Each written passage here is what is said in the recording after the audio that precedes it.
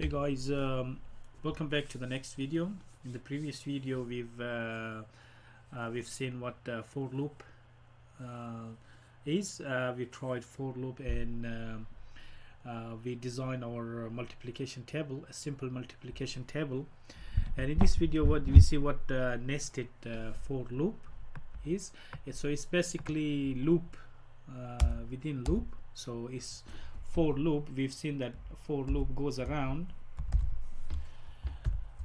in a loop, and we declare our data type, and we say if it's I is equal to 0 1, and if it's I is less than or equal to 10, and it's I plus plus or I minus minus. So it's basically why we say I. You guys can do A, B if you're confused with why we use I. I just for imaginary, and the guys who are invented these things are it's an algorithm. So if you guys go further and study algorithms, this is a basic. I know you guys just learning C, but if you guys go and see algorithms, in algorithms all we use an I, J and K. So that's pretty common. I means imaginary number, so don't be confused and don't be frightened with this I thingy. You guys can put your name, you guys can put count, you guys can do anything as long as it pleases you. So with the nested for loop is what we do is that we declare our data type before we, instead of putting it here, otherwise it's going to be too confusing. So what we do is that we can display patterns. So if we do int I and we put I is equal to 1, less than 10, and I plus plus. So what we do is that if we print, sorry, I was confusing with if you do C out with the C, and if I'll try again, I'm not sure why it's disappearing.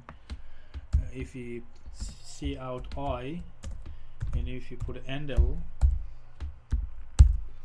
we see that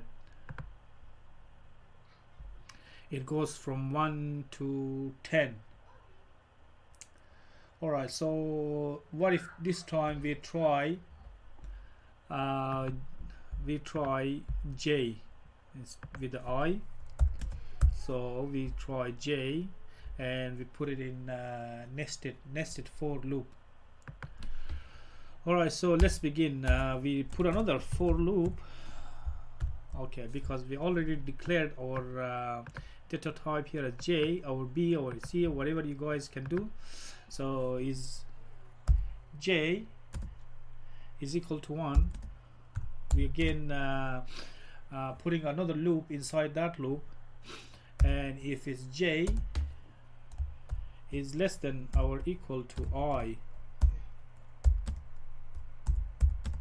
alright, and we put a J plus plus. So we put a C out again, and instead of putting this I, we C out J.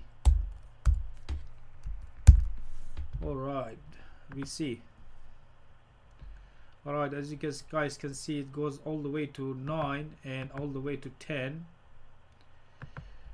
So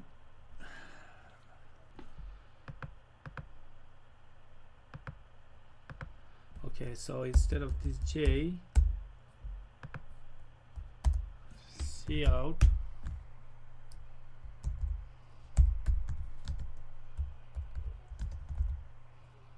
we put a next line here.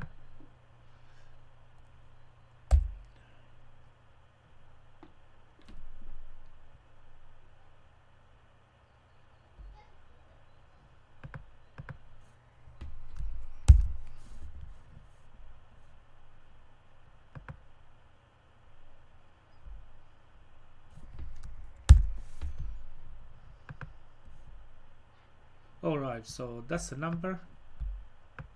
So I made a mistake. I put an endl here, but I should put C out, and I put a next line.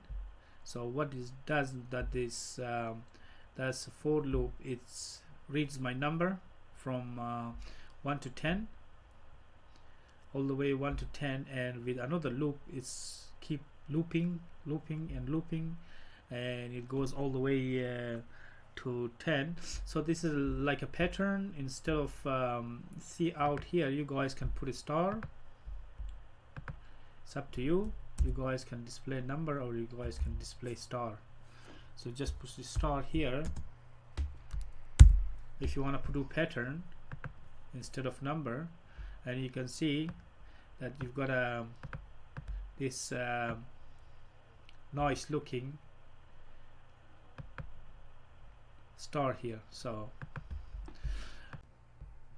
alright guys, that's for this video. Make sure you guys play around and you do your practice, and in the next video we're gonna see the while loop, and I'll try to make another video on do while loop. Alright, so till next video, and bye.